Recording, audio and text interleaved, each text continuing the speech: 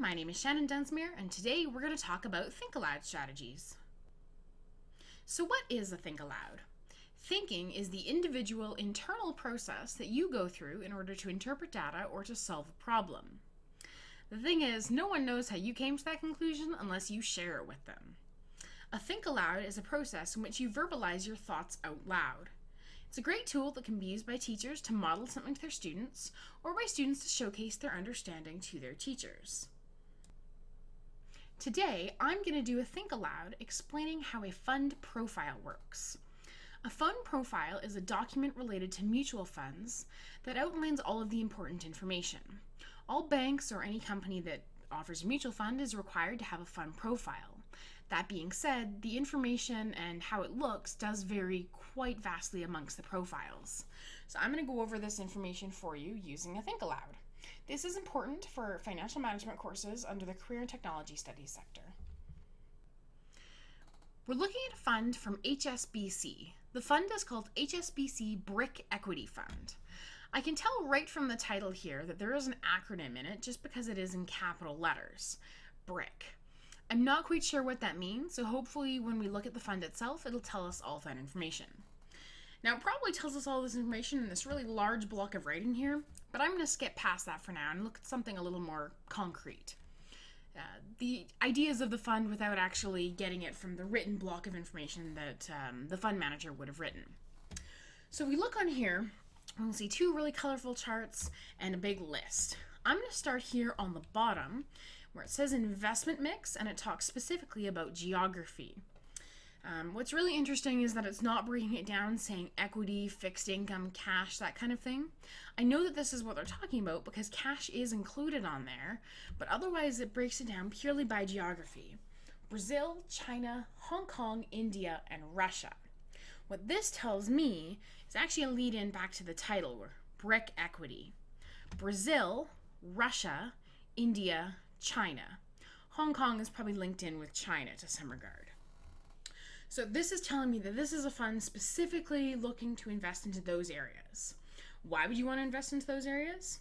All those countries have large populations and sort of come under the emerging market classification. So they're sort of the up and coming kind of investment. High risk, but with potentially high reward.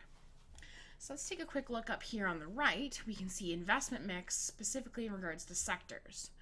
Looks like a fairly even mix across the boards with a heavier focus on financials and energy.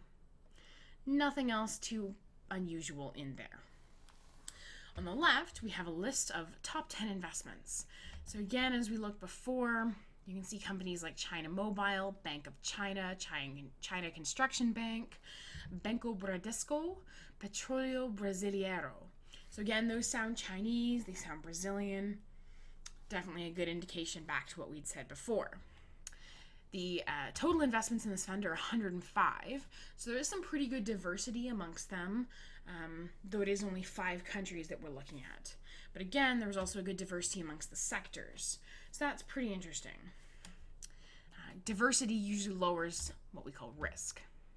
Now, a fancier way of saying risk is to refer to it as volatility. Volatility is the change in a fund, so how much it'll go up and how much it'll go down. The higher volatility it is, the higher risk it is. Volatility is a nicer sounding word though, so that's usually what banks are going to use. If you look on the right here, we can see that HSBC has classified the volatility of this fund as being very high. That makes sense to me given the markets that it's in.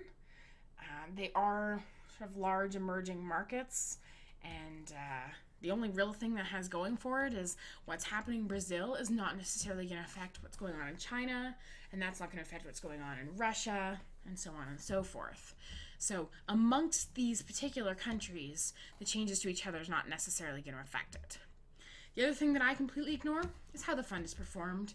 What happened in the past really has no indication of what's going on in the future. It's going to go into all these details and show you the best and worst returns. I don't even look at that part. The back page talks a little bit about the costs and fees associated with it, and to some extent that is important. The management expense ratio is going to be something that's listed on every single fund. Again, not super important to me when I'm making my investment decisions because they all tend to range between 1% and 3%. Now that we've covered off some important details by looking at it ourselves, I take a look back up at the paragraph that the fund manager himself has written. So what does this fund invest in? Take a look over here. Actively traded companies located in BRIC, emerging giant countries. The list of emerging giant countries may change from time to time.